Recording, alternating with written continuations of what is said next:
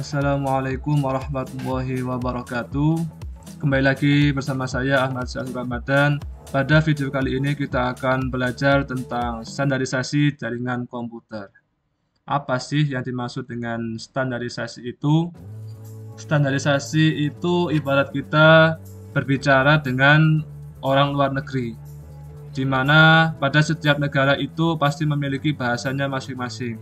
Agar kita sebagai orang Indonesia dapat berkomunikasi dengan orang negeri tersebut, maka diperlukan adanya standarisasi berupa bahasa internasional, yaitu bahasa Inggris. Sama halnya dengan jaringan komputer, diperlukan adanya standarisasi untuk bersaling berkomunikasi antara vendor yang satu dengan vendor yang lain seperti Jupiter dengan Cisco dan lain sebagainya. Jadi dapat kita simpulkan bahwa standarisasi merupakan kebutuhan akan interkoneksi antar komputer. Standarisasi jaringan ini bertujuan agar produk dengan vendor berbeda dapat saling berkomunikasi antar satu dengan yang lainnya. Standarisasi jaringan ini disebut juga dengan protokol. OSI models atau Open System Interconnections. Model untuk network yang mendeskripsikan bagaimana data dan informasi network dikomunikasikan dari sebuah aplikasi komputer ke aplikasi komputer lain melalui sebuah media transmisi, sehingga mempermudah penggunaan dan sebagai panduan bagi berbagai vendor agar device-nya dapat berjalan di jaringan. Di dalam OSI model ini terdapat 7 layer. Yang paling bawah yaitu physical, yang isinya yaitu media, signal, dan binary transmission. Datanya berupa bits. Lalu ke atas lagi data link yang isinya yaitu MAC address dan LLC atau physical addressing. Datanya berupa frames. Lalu yang ke atas yaitu network, terdapat path determination dan IP logical addressing yang datanya berupa packets. Selanjutnya yang ke atas lagi ada transport, yang di dalamnya terdapat end-to-end connections and reliability atau yang paling handal dalam transport. Datanya yaitu berupa segments. Lalu yang paling atas lagi terdapat sessions yang isinya interhost communications. Datanya berupa data biasa. Lalu yang ke atas lagi terdapat presentation yang isinya yaitu data representation dan encryption berupa data. Dan yang paling akhir yaitu layer paling akhir applications yang isinya network process to application yang datanya berupa data. Di dalam layer ini terdapat contoh protokolnya, yaitu yang pertama physical terdapat Ethernet Fiber Wireless, yang kedua data link terdapat Ethernet dan ATM, yang ketiga yaitu network yang terdapat IP, ICMP, IPX dan ARP. Selanjutnya yang transport terdapat TCP, UDP dan SPX. Selanjutnya sessions terdapat protokol AppleTalk dan WinSock. Selanjutnya yaitu presentation terdapat protokol JPEG, GIF, MPEG. Dan yang terakhir layer application terdapat protokol HTTP, FTP, SMTP. Perbedaan OSI dengan TCP atau IP sebenarnya sama saja, akan tetapi di dalam TCP atau IP ini disederhanakan lagi. Seperti dalam physical layer dan data link layer menjadi network access layer menjadi internet layer, transport layer sama seperti TCP IP yaitu transfer layer. Selanjutnya terdapat 3 layer yang dijadikan satu yaitu session layer, presentation layer, dan application layer dijadikan satu menjadi application layer. Selanjutnya protokol yang ada pada OSI layer apa saja? Yang pertama yaitu pada application layer terdapat HTTP yang fungsinya untuk transfer dokumen, web, dan meminta serta menjawab antar klien dan server. Selanjutnya ada FTP yang berfungsi untuk standar transfer file komputer antar mesin dalam jaringan. NFS untuk akses file melalui jaringan sama halnya penyimpanan lokal.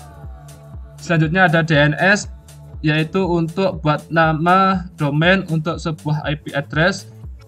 POP3 berfungsi untuk ambil mail dari mail transfer agent lalu di-download. MIME yaitu berfungsi untuk mengirim file binary dalam bentuk teks. SMP digunakan untuk transfer server file ke DOS dan Windows. NNTP digunakan untuk menerima dan mengirim newsgroup atau berita. Dan yang terakhir DHCP untuk layanan memberikan nomor IP kepada komputer secara otomatis. Selanjutnya ada presentation layer. Terdapat 3 protokol yaitu Telnet, SMTP, dan SNP. Untuk Telnet berfungsi untuk akses remote masuk ke suatu host dan data berjalan secara line text. SMTP digunakan untuk mengirimkan data dari komputer pengirim email ke server email penerima, dan SNMP untuk suatu manajemen jaringan. Selanjutnya pada session layer terdapat 5 protokol yaitu NetBIOS untuk penyiaran pesan. Selanjutnya yaitu NetBEUI sama seperti NetBIOS, tetapi ditambahkan fungsi yang memungkinkan bekerja dengan beragam perangkat keras dan perangkat lunak. Selanjutnya ADLSP untuk memantau aliran data di antara 2 komputer dan memeriksa aliran data tersebut tidak terputus. Selanjutnya PAP untuk printer PostScript akses pada jaringan AppleTalk dan mengendalikan bagaimana pola komunikasi antar node. Dan yang terakhir SPDU untuk mendukung hubungan antara 2 session service user.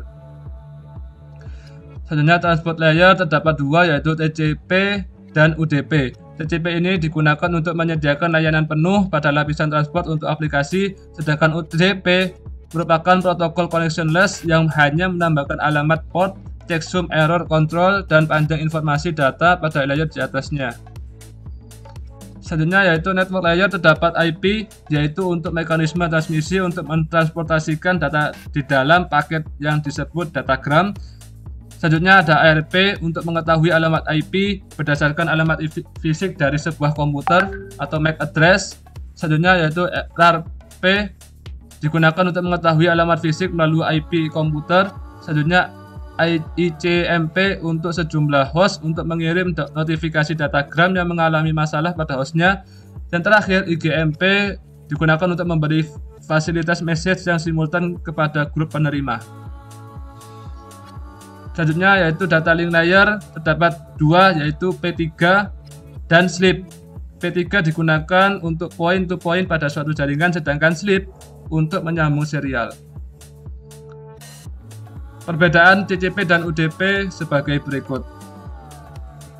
Yang pertama, TCP itu berorientasi pada koneksi, sedangkan UDP tidak berorientasi pada koneksi atau connectionless. Yang kedua yaitu TCP merupakan transfer yang reliable atau handal, sedangkan UDP tidak.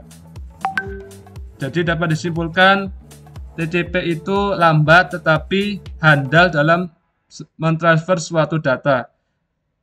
Seperti kita akan mentransfer suatu data, jika data tersebut terdapat korup maka disuruh untuk mengirim ulang. Sedangkan untuk UDP cepat tetapi tidak ada garansi dalam pentransferan suatu data, yaitu yang lebih baik tetapi tidak ada garansi dalam pengiriman. Biasanya TCP itu terdapat unicast, sedangkan UDP terdapat unicast, multicast, dan broadcast.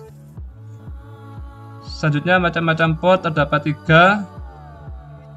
Yang pertama yaitu reserved port, biasanya di range 0 sampai 1023. Port ini merupakan port standar yang sudah ditetapkan oleh IANA atau Internet Assigned Number Authority. Reserved port ini hanya dapat diakses oleh sistem account atau root account. Misal pada port 20 terdapat protokol FTP, maka pada port ini tidak boleh dimasuki atau diganti dengan protokol lain.